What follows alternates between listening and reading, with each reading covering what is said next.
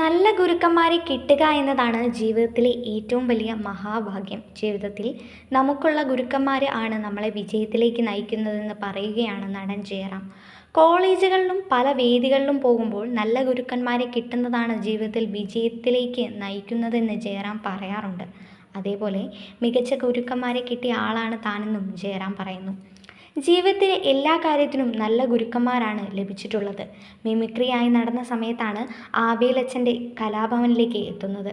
അന്ന് അതൊരു മികച്ച തുടക്കമായി തനിക്ക് നൽകിയതെന്ന് ജയറാം പറയുന്നു. അതിനുശേഷം സിനിമയിലേക്ക് തന്നെ എത്തിച്ചത് പത്മരാജൻ സാറാണ്. അതുകൊണ്ട് തന്നെ വീട്ടിൽ ചോറ്റാനിക്കര അമ്മയ്ക്കും ഗുരുവായൂരപ്പൻ്റെയും ചിത്രത്തിനൊപ്പം പത്മരാജൻ്റെ ചിത്രം വെച്ചിരിക്കുന്നത്.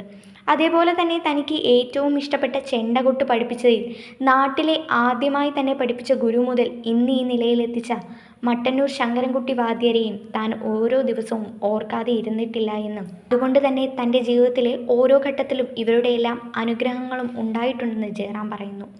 കൂടാതെ ജീവിതത്തിൽ താൻ ആരെയും വിളിച്ച് ബുദ്ധിമുട്ടിക്കാറില്ല എന്നും പറയുകയാണ് ജയറാം. അതുകൊണ്ടാണ് താൻ എന്തെങ്കിലും ആവശ്യം അറിയിച്ചാൽ മമ്മൂക്കയും ലാലേട്ടനും കമൽ സാറും ഒരു മടിയും കൂടാതെ എത്തുന്നത്. ഒരിക്കലും നമ്മൾ ആരെയും ശല്യം ചെയ്യാതെ ഇരിക്കുക എന്നതാണ് ജയറാം പറയുന്നത്. അതോടൊപ്പം തന്നെ ജീവിതത്തിലെ തൻ്റെ എല്ലാ നല്ലതും ചീത്തയുമായ കാര്യങ്ങൾ പങ്കുവയ്ക്കുന്ന തൻ്റെ ഒരു വല്യേട്ടനാണ് മമ്മൂക്ക.